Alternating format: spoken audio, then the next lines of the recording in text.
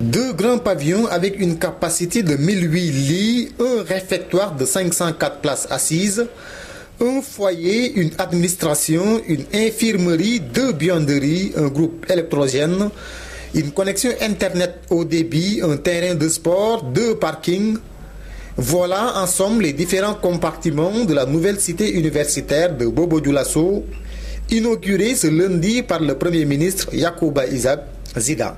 Nous savons que nous devons investir désormais et de manière très efficace dans les études pour que les étudiants soient dans de très bonnes conditions pour travailler, non seulement des conditions de vie, mais des conditions pour étudier. Parce que l'avenir d'une nation se trouve dans sa jeunesse. La construction de cette nouvelle cité universitaire, une volonté du gouvernement de prioriser l'éducation. Heureux, les bénéficiaires n'ont qu'un seul mot. Premier ministre en ce jour solennel et prendre la parole au nom des camarades étudiants, résidents des cités universitaires et partant de tous les étudiants pour traduire notre immense joie. D'une même voix, l'ensemble des étudiants adresse à son Excellence, Monsieur le Président du Faso, Monsieur le Premier ministre et tous ici présents, les sincères remerciements.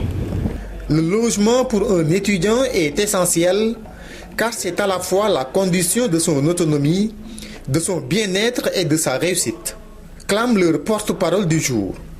L'inauguration donc de cette nouvelle cité universitaire, un grand soulagement pour les étudiants de Bobo Dioulasso, qui invite cependant le gouvernement à beaucoup plus d'efforts.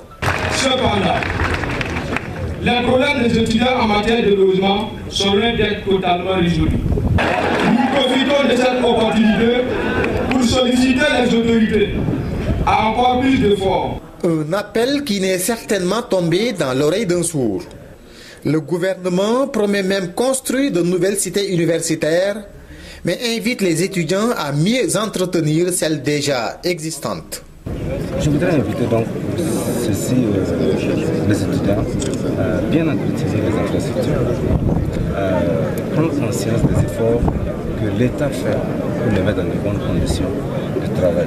Mais nous n'allons pas nous arrêter en ce bon chemin. Voilà pourquoi nous venons de poser la première pierre pour la deuxième phase. Donc bientôt, nous allons réaliser d'autres logements. Ces trois nouveaux pavillons, dont la première pierre vient d'être posée, porteront la capacité d'accueil de cette cité universitaire à 2520 lits.